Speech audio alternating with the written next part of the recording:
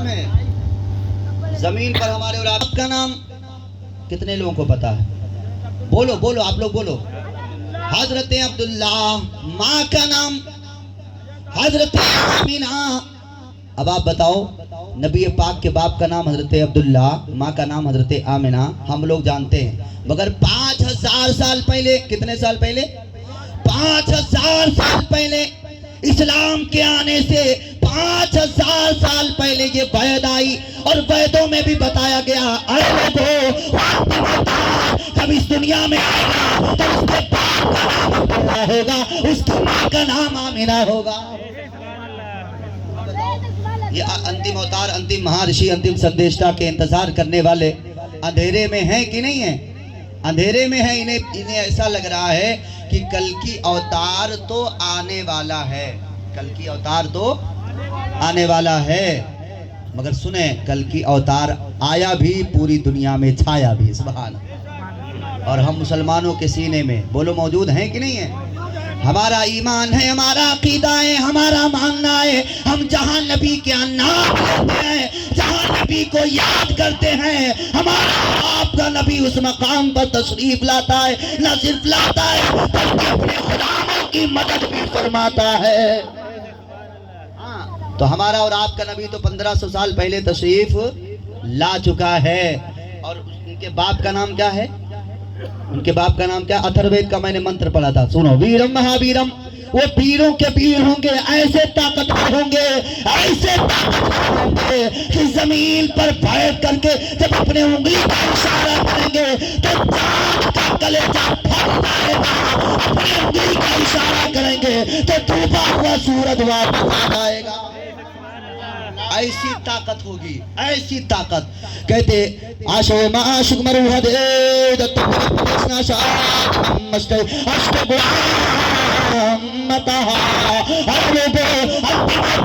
दुनिया में तशरीफ लाएंगे, आखिरी नबी जब इस दुनिया में तशरीफ लाएंगे, परवरदिगार आलम ईश्वर उनको ऐसा सी सवारी देगा, कभी वो ऊंट की सवारी करेंगे, कभी वो घोड़े की सवारी करेंगे, मगर एक सवारी अल्लाह उन्हें ऐसा देगा तो वो सवारी जमीन से आसमान का सफर एक लम्हे में पूरा करती हुई नजर आएगी। ऐसी सवारी किसकी है? ऐसी सवारी हमारे और आपके नबी की है। बोलो, है कि नहीं है? नबी पाक की वो सवारी, एक लम्हे में जमीनों आसमान का सफर, और जमीन और आसमान के बीच का, आसमानों के ऊपर का, ये 7 तबक हैं आसमान, उनके ऊपर अर्श आज़म, उसके ऊपर लामका। सुबहान अल्लाह, हमारे और आपके नबी एक लम्हे में लामका तक गए भी और एक लम्हे में वापस आए भी। सरकार सल्लल्लाहु ताला अलैहि वसल्लम ने अल्लाह का दीदार भी किया और बात भी की, मुलाकात भी की और वापस भी आए एक लम्हे में। सुबहान। ऐसी सवारी, जमीन से आसमान का सफर एक लम्हे में, पूरा एक लम्हे में।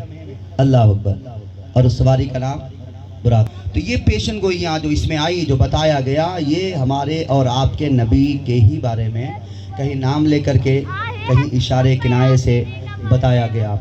आप जब वैद पढ़ेंगे, चूँकि वैद अक्ल धर्म मूलम, वैद अक्ल धर्म मूलम, किसी भी पंडित से आप पूछें वैद अक्ल धर्म मूलम, इसका सीधा सादा तर्जमा क्या होता है, आप रहनुमाई फरमाएं।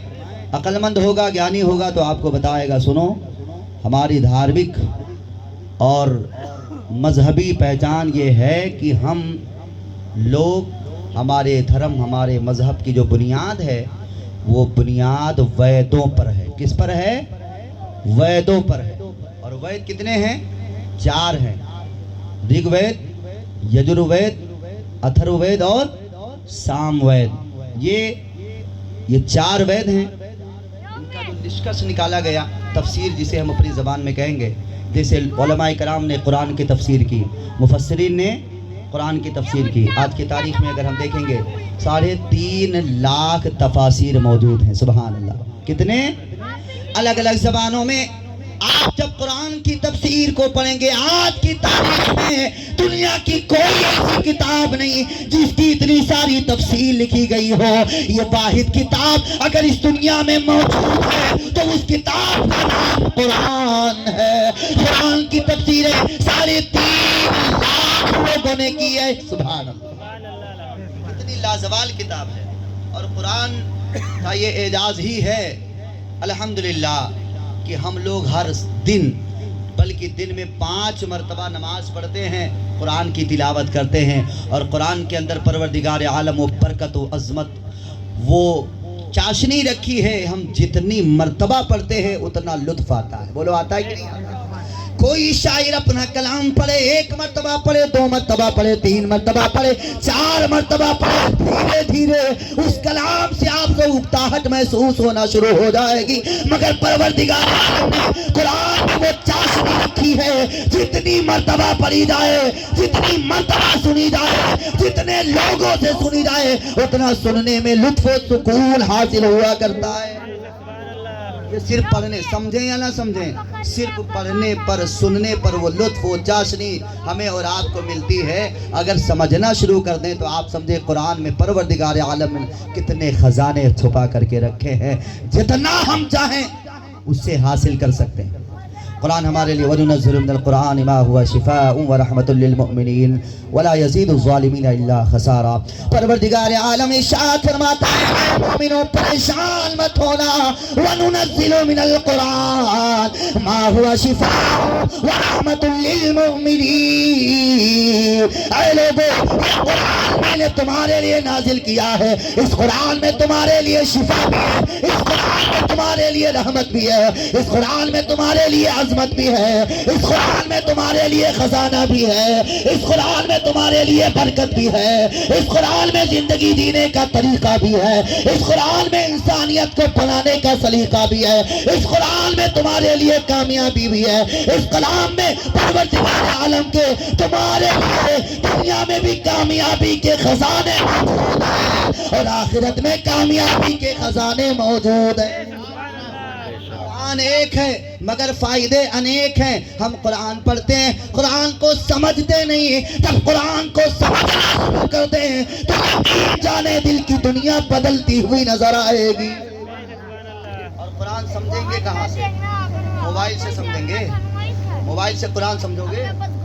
मोबाइल आजकल आम है हर नौजवान के पास, बल्कि मैंने देखा है बूढ़े बूढ़े लोगों के पास मोबाइल है, एक एक हाथ के मोबाइल। और सारी रात ये बुढ़ा बैठ करके ना न्यूज़ सुनेगा। आज बिहार में क्या हुआ है, आज बंगाल में कहाँ बस पलट गई है। झूठे झूठे न्यूज़ पढ़ करके खुद टेंशन लेगा, पूरे घर वालों को टेंशन में रखेगा। बिला वजह के न्यूज़ सुनेगा, मगर इसे तौफीक नहीं होती, इसका अक्ल काम नहीं करता। इसी मोबाइल से सुने कुरान, इसी मोबाइल से समझे कुरान, इसी मोबाइल से उलमाए कराम के सुने, इसके इल्म में इजाफा हो, उम्र पहुंच जाती 70 साल, मगर इसे ये तौफीक नहीं होती कि नहाया कैसे जाता है, गुस्ल किस तरह किया जाता है, वज़ू का तरीका क्या है, नमाज के तमाम तरीका क्या है, नमाज के फराइज़ व वाजिबात क्या है, ये नहीं पता।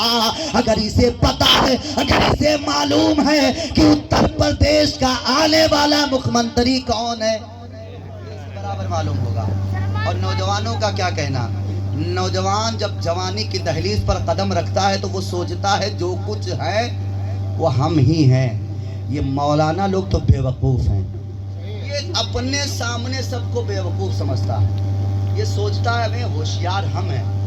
हाँ, ये मौलाना लोगों का काम है बताना, हम लोगों का काम है एक कान से सुनना दूसरे कान से निकाल देना। बोलो है कि नहीं है?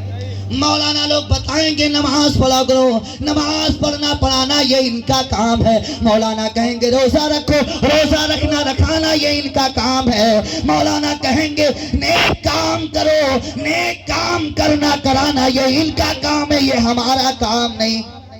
और मैंने देखा नौजवानों को सारे दुनिया के, और खुसूसियत के साथ हमारे मुसलमान मुस्लिम नौजवान, खुसूसियत के साथ इसलिए कह रहा हूँ कि अगर हमारे इलाकों को, हमारे महल्लों को, हमारे गाँव को पहचानना हो तो बहुत आसान तरीका बता रहा हूँ, बहुत आसान तरीके से आप पहचान जाएंगे मुसलमानों का गाँव क्या है। सबसे ज्यादा जिस गाँव में गंदगी हो वो मुसलमानों का गाँव, सबसे ज्यादा लड़ाई झगड़ा अगर कहीं हो रहा हो, आपस में इख्तिलाफ हो तो वो मुसलमानों का गाँव, सबसे ज्यादा जुआ खेलने वाले जहाँ मिल जाए वो मुसलमानों का गाँव। بولو ہے کہ نہیں ہے؟ تاش کھیلنے والے تاش کھیلتے ہیں بیٹھ کر کے، اللہ کی پناہ ٹوپیاں لگا لگا کر کے تاش کھیلتے ہیں۔ ایسے بدتن لوگ، ایسے بے وقوف لوگ ٹوپیاں لگا کر کے تاش کھیلیں گے، جوا کھیلیں گے، اور سب سے زیادہ شراب خانے کو آباد کرنے والے یہ مسلمانوں کے بچے، یہ نوجوان اپنے آپ کو مسلمان کہتے ہیں۔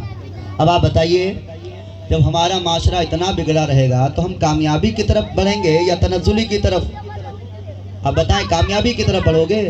شراب میں ڈوب کر کے اپنی زندگی گزارو گے، جوا کھیل کر کے تمام اللہ اور اس کے مقدس فرشتوں کے لعنتوں کی تمہارے اوپر برسات ہوگی تو تم کامیاب ہوگے؟ کبھی نہیں کامیاب ہوگے۔ مسلمانوں، ان کاموں سے اپنے آپ کو بچاؤ، اپنے بچوں کو بچاؤ، اپنی اولاد